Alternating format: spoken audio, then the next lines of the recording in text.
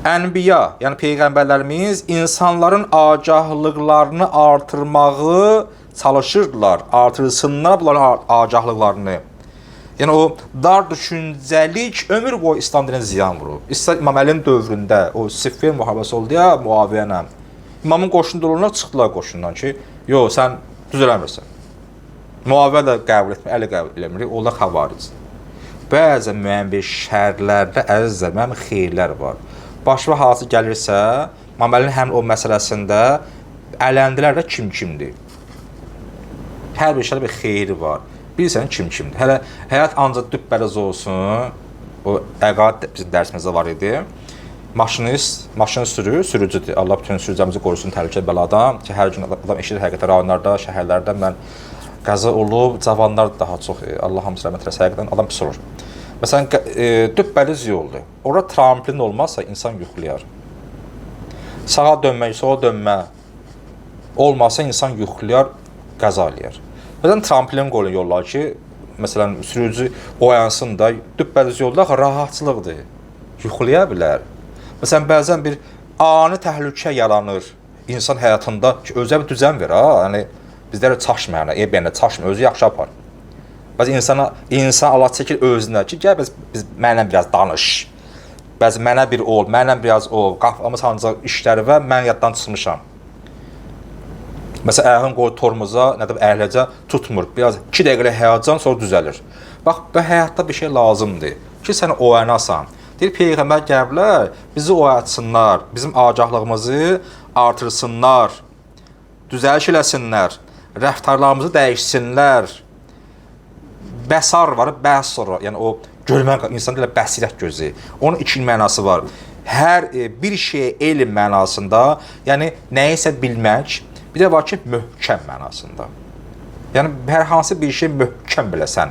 Hələ bilə üzrən yox, dərindən, səthi yox, dərindən biləsən.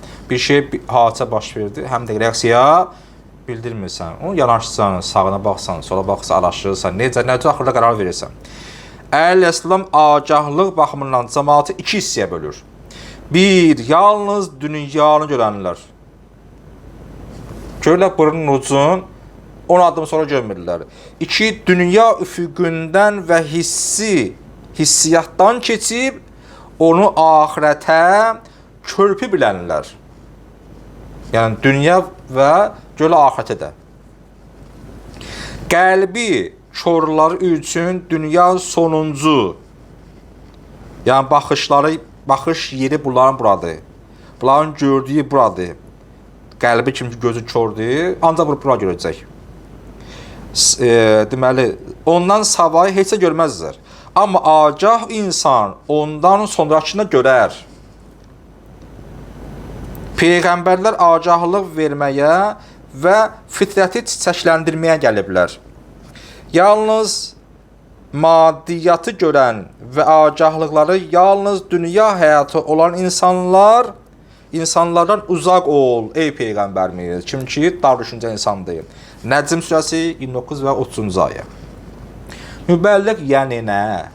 Təbliğatçıdır, o birlik. Mübəlliğ yəni biliyin və agahlığın çatdıra bilinmə miqdarı dünya hədəf deyil, vasitədir, səthi insanlardır. Səthi insanlığı da oxuram. Mübəlliğ yəni biliyin və agahlığın çatdıra bilinmə miqdarı dünya hədəf deyil, dünya vasitədir, səthi insanlardır. O insanlar ki, dünyanı hədəf bilirlər. Amma əslən, dünya vasitədir, sən buna istifadə eləyəsən. Yaxşı mənada, axirət əldə eləyəsən. Rum surəsi 7-ci ada yə'məlun sözü var. Yə'məlun, yəni ki, əməl edirlər. Bu sözün mənası elmsizliklə, dünya ilə məhdud bilmək arasında fərq yoxdur. Əgər elmsizlik varsa, dünyaya meyil varsa, burada eyni şeylərdir. İnsan bir elminin, bacaracağının, bir savadının, bir dünya görüşünün sayəsində bilir dünya nədir, axirət nədir. Avam insan allanmalıdır. Agahlığa dəvət et və cəhlə dəvət eləmə, cahiliyə dəvət eləmə. Peyğəmbərimiz Yusuf 108-ci ayə. Öz dəvətini və proqramını müşriklər üçün de. Sən nə üçün gəlməsən Peyğəmbər? Nə qədər ki, sağam cəmaatı agahlığa dəvət edəcəm, əmr etdiyin işin hikmətini, nəhy etdiyin işin səbəbini bildir. Sən niyə əmr eləyirsən? Filan şeyə görə.